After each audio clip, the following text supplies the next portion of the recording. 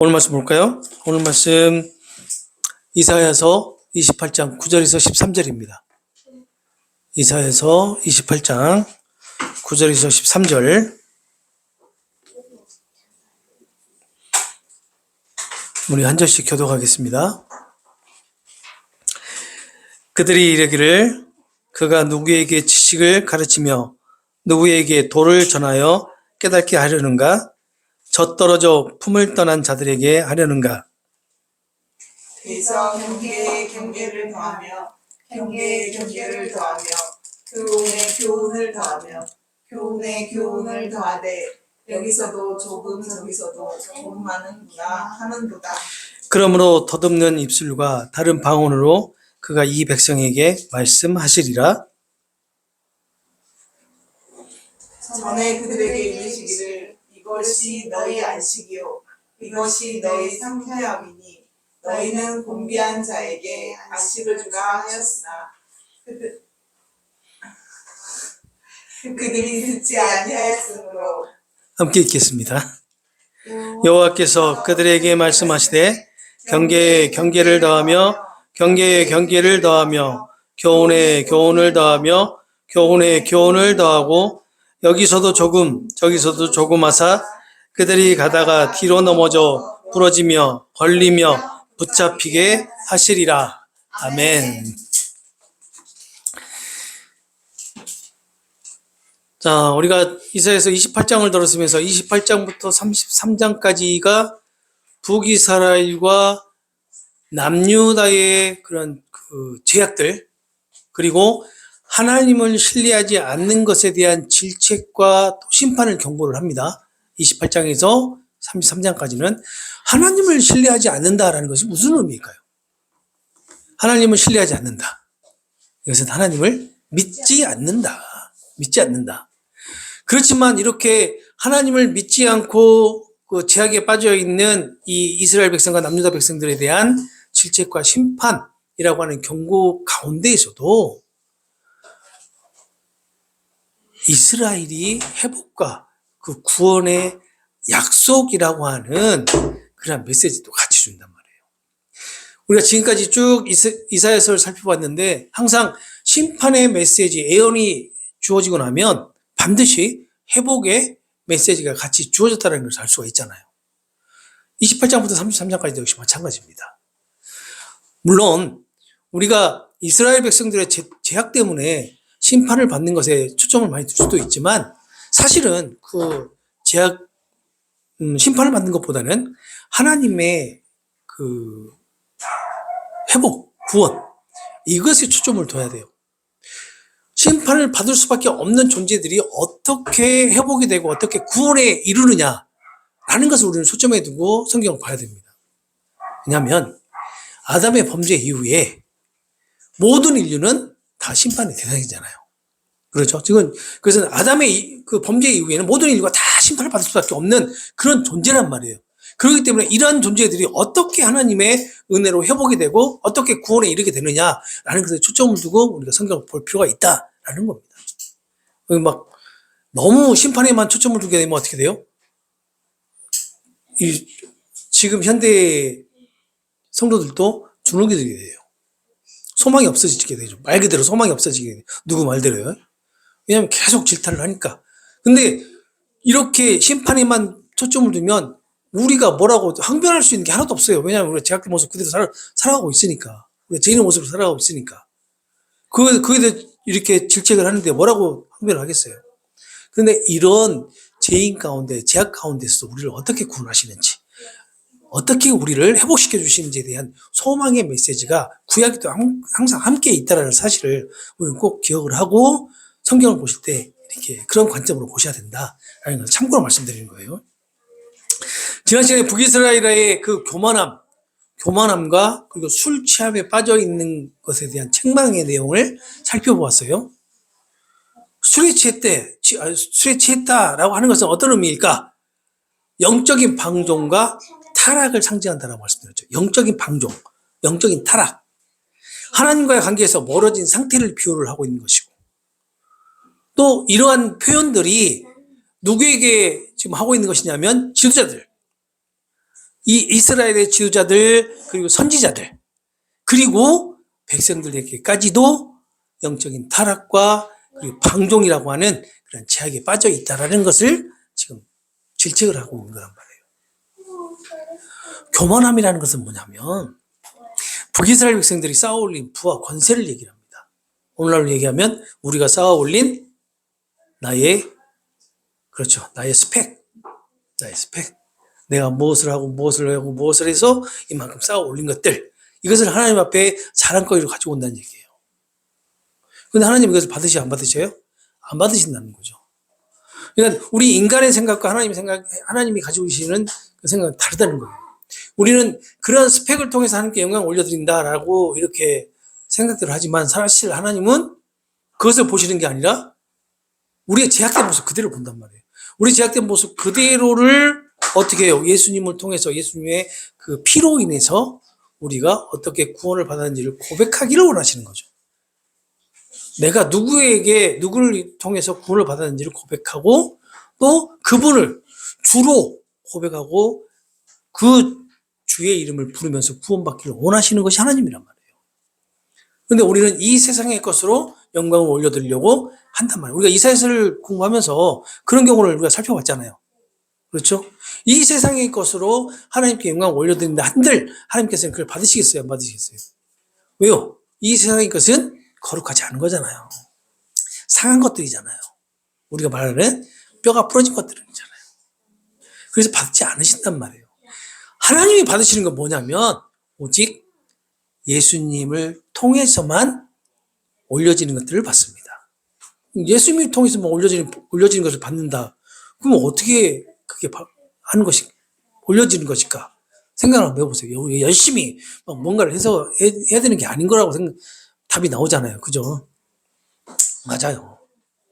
우리가 뭔가를 열심히 해서 하나님께 올려지는 것이 아니라 우리 고백을 통해서 우리 신앙 고백, 예수는 그리스도이십니다. 예수님은 나의 구주이십니다. 나는 그런 신앙 고백을 통해서. 왜 그런 신앙 고백을 통해서 받으세요? 그렇게 신앙 고백을 할 수 있는 것은 우리가 노마서를 통해서도 공부를 했지만 하나님의 주권적인 선택으로 우리에게 고백을 할 수 있게끔 허락하셨기 때문이잖아요. 그래서 우리가 그렇게 고백을 하는 거란 말이에요. 그러한 고백들을 받으신다라는 겁니다. 뭐 물질 받으시는 거 아니에요? 물질 받으시는 거 아니에요? 우리가 무슨 공로를 받으신 거 아니에요? 그런데 이 북이스라엘은 그러한 자신들의 그런 부와 권세들을 이렇게 내세우고 또 사마리아 성에 대한 자만심을 나타냈는데 바로 그러한 것들을 표현하는 것이 교만함으로 표현을 했던 거예요. 지난 시간에 살펴봤던 내용이. 그러나 이러한 북이스라엘이 결국에는 하나님의 그 손에 붙들린 진노의 도구 어디죠? 아수르 제국에 의해서 짓밟히게 될 것이라 라고 하는 그런 예언을 하시죠. 하지만 하나님은 또 남은 자들을 위한 회복과 구원을 약속하시는 말씀도 함께 해주신다고 말씀드렸죠. 지난 시간에도 역시 마찬가지 살펴봤던 내용입니다. 또 지난 시간에 살펴본 내용을 통해서 우리가 알 수 있었던 게 뭐냐면 영적 지도자들의 타락, 저 같은 타락한 목사를 얘기하는 겁니다. 영적 지도자들의 타락이 결국은 영적인 분별력을 잃게 되죠. 영적인 분별력을 잃게 되면 어떻게 될까요? 하나님 말씀을 올바르게 해석을 할 수 있을까? 그렇지 않죠. 물론 하나님 말씀을 올바르게 해석하기 위해서는 성령의 도우심이 필요하긴 합니다. 그런데 이미 영적으로 타락했는데 어떻게 성령께서 도우시겠냐는 거죠.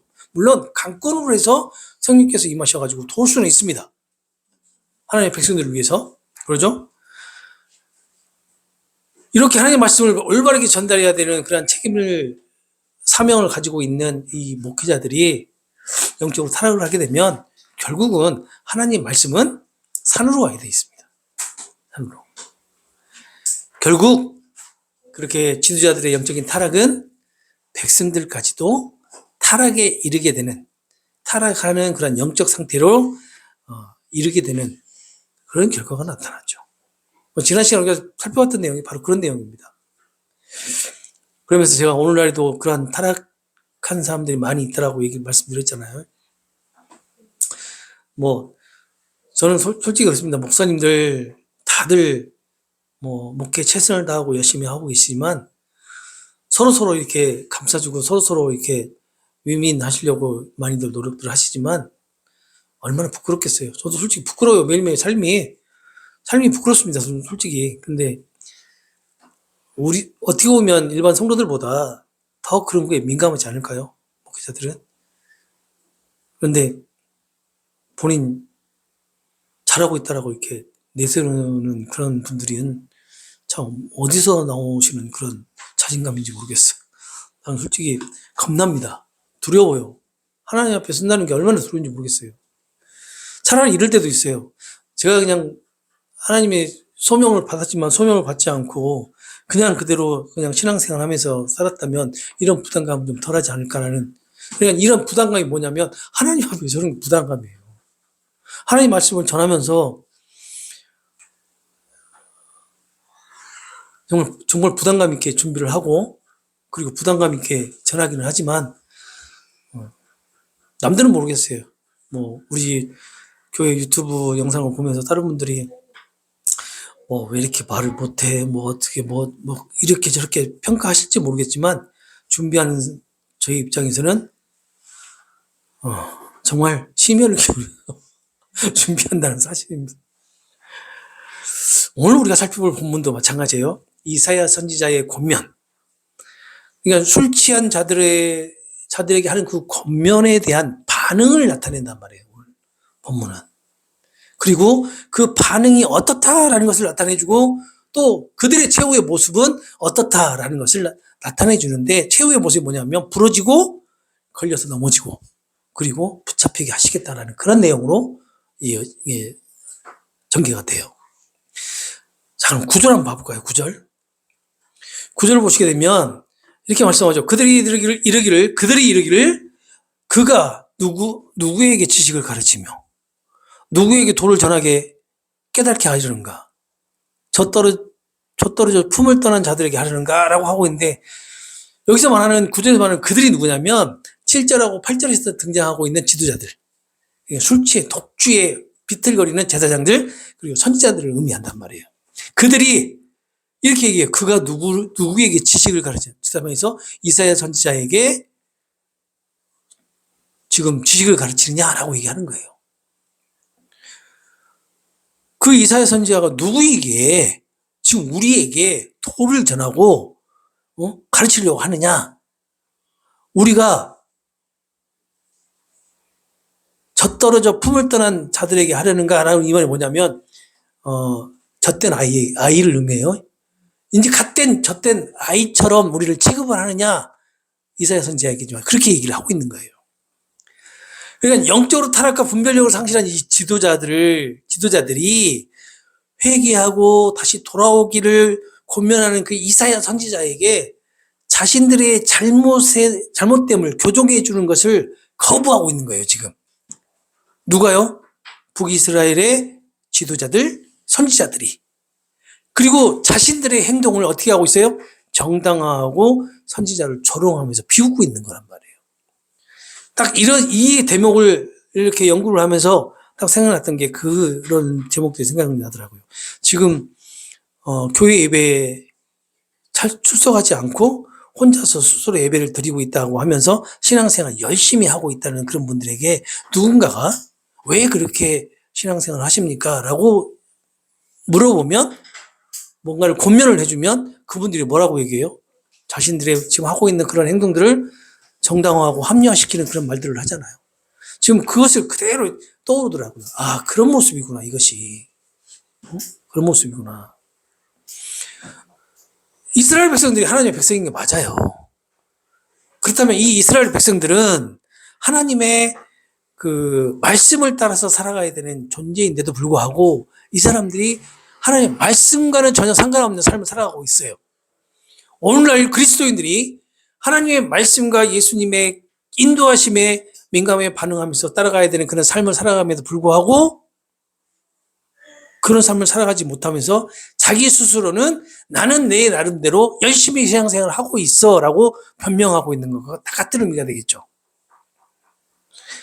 이 조롱하는 말이 제사장들과 선지자들이 조롱하는 말이 이런 의미예요. 그 내용을 보니까 당신이 감히 누구를 가르치려는 것이냐. 우리가 누구인 줄 아느냐. 당신이 무슨 자격으로 감히 우리에게 설명을 하려고 하느냐. 이런 내용이에요. 우리가 방금 엄마 젖을 땐 아이로 우리를 그렇게 여기는 것이냐라고 한단 말이에요. 그러니까 그러잖아요. 내가 누군데. 내가 옛날에는 필사를 몇 번을 하고 몇 독을 하고 내가 나 때는 성가대도 하고 뭣도 하고 그랬는데 지금 당신이 나에게 대해서 나의 믿음에 대해서 나의 신앙에 대해서 뭐라고 지금 권면을 하는 것이냐 라고 지금 얘기하는 것과 같은 맥락이잖아요. 그런 분들 진짜 많잖아요. 특히 항종직들 장로님, 권사님, 그리고 오랜 기간 동안 집사님 하셨던 분들. 그런 분들 많잖아요. 지금 그걸 그렇게 하시는 것 같더라고요. 아마 전 세계적으로 나를 어린아이 취급받는 거에 대해서 대부분 다 기분 나빠, 불편하게 생각을 하죠. 우리 은성이도 아마 그럴걸요? 어린아이 취급하면 왜 나를 어린아이 취급해? 그렇지. 그럴 거란 말이에요. 이것이 근데 고대 근동에 있었다는 겁니다. 고대 근동 지역에서도 똑같았다는 것을 알 수 있는데, 젖떨어져 품을 떠난 자라는 그 말이 바로 그런 의미를 나타내는 거예요. 그러니까 막 젖을 땐 아이. 고대 근동 지역에서 아이들에게 가장 기본적으로 이제 기초적인 진리를 가르치는 건 이게 뭐가 옳다? 안 돼? 우리 어린이집 선생님들이 많으니까 아이들이 뭘 하려고 하면 안 돼? 그거 하면 안 돼? 라고 하는 그런 것을 알려주는 그런 나이가 몇 살이죠? 0살. 지금은 0살이에요? 근데 이 고대 근동 때는 3살에서 5살 정도였대요. 그리고 그때쯤에 젖을 떼고, 그래서 그때쯤에 이렇게 뭔가를 가르치고 했대요. 이래서는 안 되고, 이것은 이것이고 저것은 저것이다. 이렇게 우리가 지금 아이들에게 가르쳤던 것 같이 그렇게 했는데 그때의 나이가 3살에서 5살 정도 사이였다. 옳고 그름을 가르쳐주는 거죠. 옳고 그름을. 그래서 이사야 선지자가 무엇이 옳고 무엇이 그런지에 대한 권면을 했던 것을 이 지도자들은 무엇을 하고 지금 받아들였다는 거예요? 우리를 아이 취급하느냐라고 받아들였다는 거예요. 그러면서 이 아이 취급하는 것을 아주 모욕적인 것으로 이해했다는 것을 알 수가 있어요. 그러면서 이사야 선지자의 그 권면을 조롱하면서 지도자들이 또 마치 그 어린아이를 가르치는 듯한 그 어른 행세를 하는 모습을 나타내는 것이 10절이에요. 10절 보게 되면 반복된 내용들이 나오죠. 10절 보세요. 10절 보시게 되면 이렇게 말씀합니다. 대저 경계에 경계를 더하며 경계에 경계를 더하며 교훈에 교훈을 더하며 교훈에 교훈을 더하되 여기서도 조금 저기서도 조금 하는구나 한단 말이에요. 이대로 놓고 보면 도무지 무슨 말인지 모르겠죠. 그러죠? 아시겠어요? 무슨 말인지? 이게 무슨 의미냐면 대체 내가 뭐라고 우리를 향해서 이것도 해라, 저것도 해라, 이것도 해라, 저것도 해라, 이것을 지켜라, 저것을 지켜라, 조금만 더 해라, 조금만 더 해라 하고 잔소리하듯이 계속 우리를 가르치려 드느냐라는 그런 의미예요. 여기서 히브리어 원문을 살펴보면 이게 좀 재밌습니다. 원문에 뭐라고 되어 있냐면 짜브 라짜브, 짜브 라짜브, 카브 라카브, 카브 라카브 이렇게 되어 있어요. 그래서 짜브라는 말이 무슨 의미냐면 법령, 규례 그런 걸 의미해요. 그러니까 하나님의 명령이나 율법을 가리키고 엄격한 규율 있죠. 규율이나 그리고 지시 그것을 의미를 해요. 그리고 카브는 줄, 선 있죠. 선이나 우리 측량할 때 쓰는 그 측량선 이것을 의미하는데 문자적으로는 측량하는 데 사용되는 도구를 의미하지만 이 구절에서는 규칙이나 규범 이것을 상징적으로 지금 의미하고 있는 거예요. 그리고 여기서 조금, 저기서 조금이라는 이 말은 뭐냐면 어린아이들에게 조금씩 가르치는 교육 방식을 지금 얘기를 하는 거예요. 고대 때 그 아이들에게 가르쳤던 방식, 교육 방식을 얘기하는 건데 한꺼번에 많은 것을 가르치는 것이 아니라 조금씩 이렇게 가르치는 교육 방식을 말하고 있는 거고, 근데 이 10절 말씀이 이사야 선지자를 대상으로 해가지고 조롱하는 듯한 말투를 한단 말이에요. 이사야 선지자에게.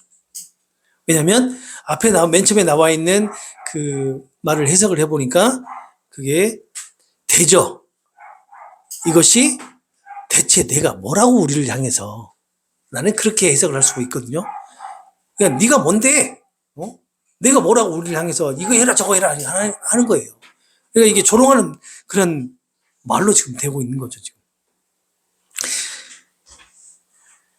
당시 종교 지도자들이 하나님의 진정한 이해나 그런 영적인 그런 깊이 없이 단지 있잖아요. 그 학습된 그런 규칙과 규범들 있죠.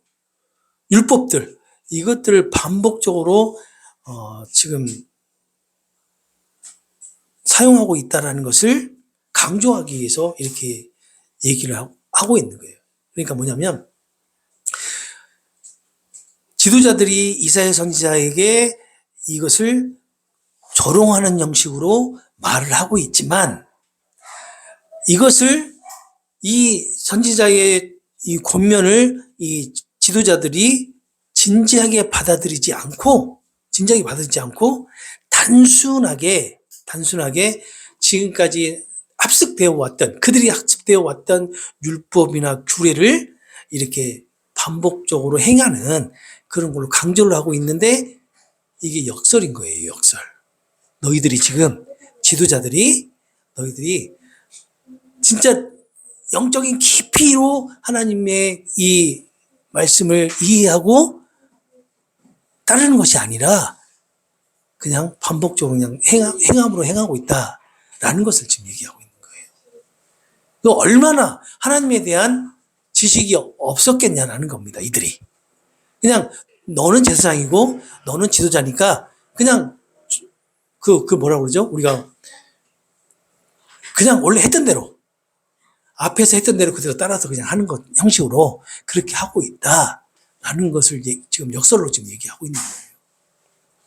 그래서 11장에서 13절을 보게 되면 이 선지자를 조롱하는 자들의 말을 다시 그들에게 돌려주고 또 하나님의 심판의 메시지를 또 함께 예언을 합니다. 11절을 보시게 되면 이렇게 얘기하죠. 그러므로 더듬는 입술과 다른 방언으로 그가 이 백성에게 말씀하시리라. 더듬는 입술과 다른 방언, 이것은 뭐냐면 하나님이 이스라엘 백성에게 외국어, 이것을 그 단어 분석을 해보니까 그러더라고요. 외국어더라고요. 외국어, 다시 말하면 낯선 언어로 말씀하실 것을 의미하고 있는 거예요. 근데 그것을 또 좀 더 깊게 살펴보니까 그게 바로 아수르 언어예요. 아수르 언어. 이 아수르 언어는 히브리어와 같은 셈족 계통의 언어라고 해요. 그런데 어휘와 문법 체계가 많이 다르다는 거예요. 그러니까 이스라엘 백성들이 그 아수르어를 듣게 되면 어떻게 들리냐면 지방의 방언처럼 들린다고 합니다. 그러니까 서울 사람들이 제주도 방언을 잘 못 알아먹죠. 전라도 사투리도 잘 못 알아먹죠. 경상 사투리도 다 알아먹죠. 친하니까. 이렇게 지방의 사투리 방언들을 잘 알아먹지 못한다는 얘기예요.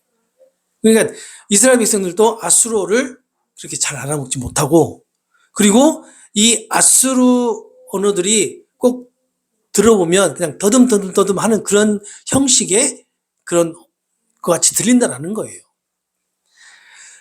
선지자의 교훈, 그러니까 선지자의 교훈은 하나님의 교훈이라고 할 수가 있죠. 이 하나님의 교훈을 더듬거리는 말투로 조롱하였기 때문에 누가요? 제사장들, 지도자들이 하나님께서 알아듣지 못할 낯선 언어와 더듬거리는 이상한 말투를 사용을 하는 그 이방 사람들을 통해서, 아수르겠죠? 그들을 통해서 이 백성에게 말씀하실 것이다 라는 그런 의미죠. 다시 말하면요, 하나님께서 앗수르를 사용하셔서 북이스라엘을 이렇게 심판을 하시고, 그리고 그 앗수르의 언어로, 알아먹지 못하는 그 언어로 이러한 말을 들을 것이다 라는 그런 의미예요. 계속해서 이스라엘이 하나님께서 주시는 그 안식과 구원의 말씀을 이스라엘 백성들이, 북이스라엘 백성들이 거부하는데, 그 결과로 임하는 그 심판을 설명하는 것이 12절과 13절입니다. 하나님께서는 하나님의 백성들에게 안식과 평강을 주시겠다라고 약속을 하셨죠. 그런데 그 안식과 평강을 주시겠다는 그 자체를 거부를 해버립니다. 그러자 하나님께서는 이스라엘 백성들에게, 그렇다면 너희들에게 심판을 내리겠다라고 설명하는 것이 12절과 13절이라는 얘기예요. 자, 12절과 13절 봐볼까요? 전에 그들에게 이르시기를 이것이 너희 안식이요 이것이 너희 상쾌함이니, 여기서 상쾌함이 뭐냐면요, 아니 평강이라는 그런 의미예요. 너희는 곤비한 자에게 안식을 주라 하였으나 그들이 뭐라고 했어요?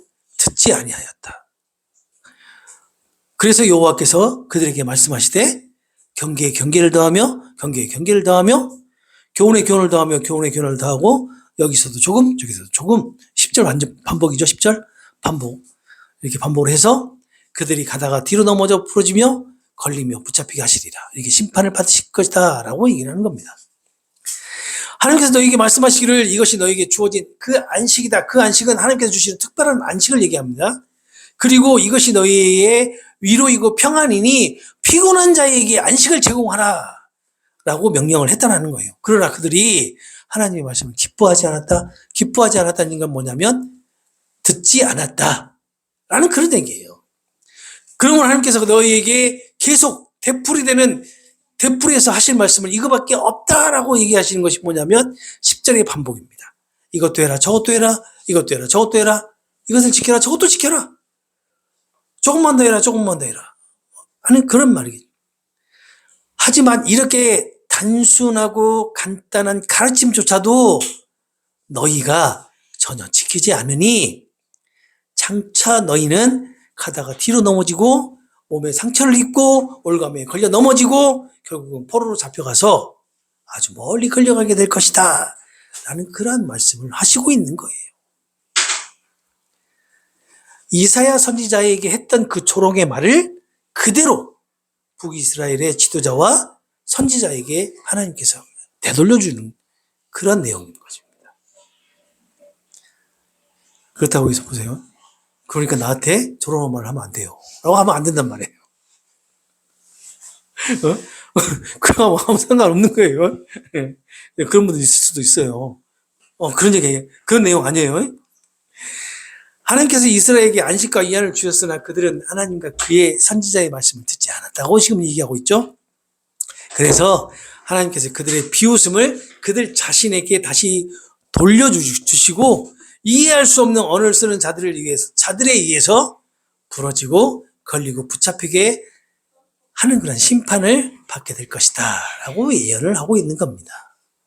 이것이 북이스라엘이 하나님의 말씀을 경멸하고 거부하는 그런 태도를 해서 나오는 결과예요. 결과. 오늘 우리가 살펴본 본문 내용도 어떻게 보면 이스라엘 백성들의 교만 그리고 불순종을 강조하는 그런 내용이라고 볼 수가 있습니다. 그리고 또 하나님께서 이스라엘에게 안식과 쉼을 제시하셨지만 그들이 그것을 거부했다라는 거예요. 왜 거부를 했을까? 곰곰이 생각을 해보니까 하나님과의 언약을 잊었기 때문이다. 하나님과의 언약을 잊고 자신들의 능력과 세상 열방의 권력과 힘을 의지함으로써 자신들만의 스펙이 커지고 또 그러다 보니까 그들이 교만하고 자만했기 때문에 이렇게 하나님께서 주시는 안식과 쉼을 거부했을 것이다 라는 결론이 나오더라고요. 결국 하나님과 맺은 언약을 이스라엘이 파기한 것과 같은 거죠. 그리고 하나님의 구원과 평안을 받아들이기를 거절한 것과 같은 것입니다. 혹시 우리도 그러나요? 우리도 그런 것 같아요. 매일. 그 결과 하나님의 말씀이 그들에게는 더 혼란스럽고 형식적인 반복으로 들리게 되겠죠.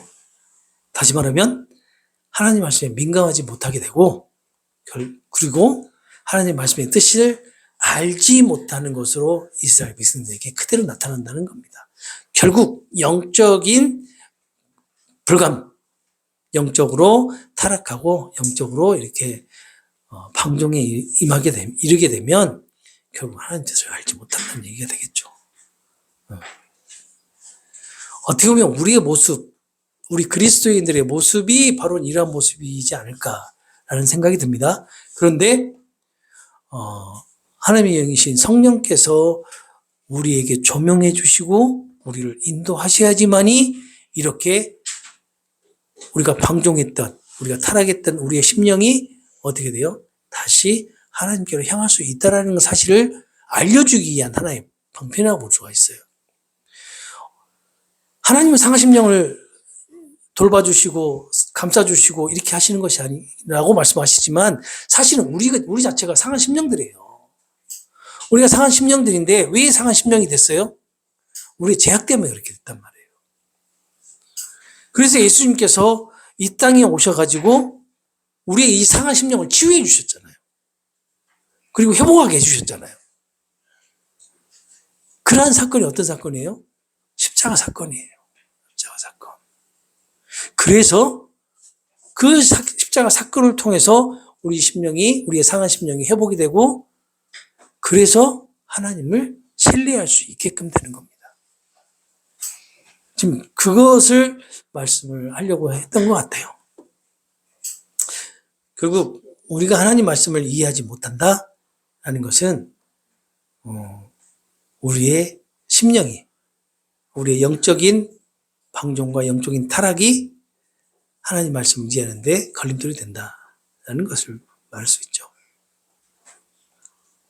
그래서 이렇게 하나님의 또 사명자들을 통해서 하나님 말씀을 듣게 하시고 또 그 듣는 것을 통해서 깨닫게 하시고 그렇지만 또 금방 잊어먹고 다시 이 세상이라고는 권력과 힘을 의지하면서 살아가다가도 다시 그 성령의 도우심으로 다시 돌아오고 우리가 그런 삶의 연속이지 않을까요?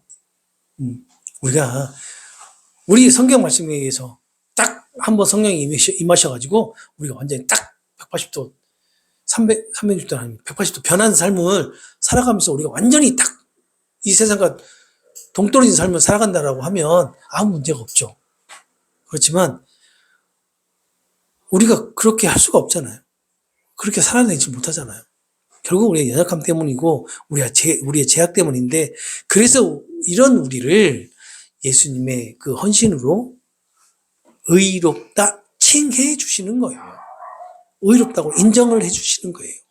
왜냐하면 우리가 예수님을 주님으로 고백하는 자들이기 때문에 그렇습니다. 그 고백 자체도 하나님께서 주권적인 선택과 보내심을 받은 자들만이 그렇게 고백할 수 있다라고 말씀을 드렸잖아요. 그런 은혜를 우리가 누리고 있다는 사실에 기뻐할 수밖에 없는 거죠. 감사한 거죠. 내가 매일매일 살아가는 삶이 이 세상을 바라보면서 세상을 의지하면서 살아가는 삶이지만 그래도 이런 나를 불쌍히 여기셔서 나를 붙들어 주시는 하나님. 나를 성령 안으로 인도하시는 예수님의 그 헌신. 그것으로 내가 구원을 받았다라고 하는 그런 확신을 가지며 살아가는 것. 이것이 우리에게 주어주신 은혜 아니겠냐고요. 그 은혜가 우리 삶 가운데 언제나 함께 한다는 사실을 기억하시기 바랍니다. 이렇게 구약의 말씀만을 가지고 마무리를 해버리게 되면 어때요? 파멸이라고 하는 무서운 경고만 주어지는 거란 말이에요. 그런데 이 말씀이 결국은 우리가 예수님을 바라보게 하는 길로 인도하는 거죠. 그래서 우리가 이 시간에도 제약된 모습으로 앉아있지만 이렇게 기쁘게 하나님의 말씀을 듣고 또 예배를 드릴 수 있는 것입니다. 감사하죠? 저도 감사합니다. 매일매일 감사합니다. 저도. 자, 오늘 여기까지 할까요? 기도하겠습니다.